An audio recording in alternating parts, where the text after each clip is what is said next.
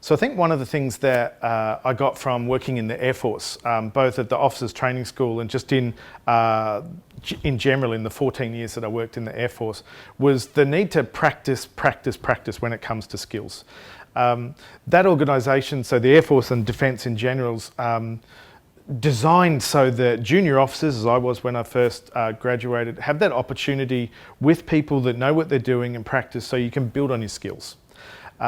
Leaders that I work with now are often just shoved straight into a position and they don't really have an opportunity to learn, to grow. They're not really getting feedback from their leader. Their team is judging as opposed to providing feedback and guidance. And so for me, the one thing that's missing in a lot of leadership programs is that ability to practice, that ability to have a safe environment where you can make a mistake, where you can test out your wording, where you can try to be more assertive or to be more authoritarian, or how does it feel when it's laissez-faire, and have a group that'll give you those kind of responses. That to me is probably the biggest difference between the military and a lot of small businesses, medium enterprises, government organisations where there's leaders. They're just thrown into a position, expected to perform at a high level, but they haven't had many of those opportunities to learn from where they've made mistakes. It's just expecting perfection. And the team is judging as opposed to guiding. So a leadership program shouldn't just sit in a classroom here, and which is why we're doing the simulator stuff in the afternoon.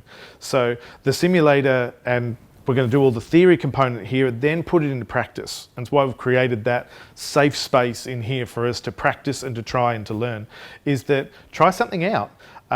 Wanted to set this up as if it was like a pilot simulator. You know, pilots don't go out in an aircraft, multi-million-dollar aircraft, heaps and heaps of fuel to get it right the first time. They'll spend practice hour after hour in a simulator so they know all the flight checks, what they've got to do, what not to do.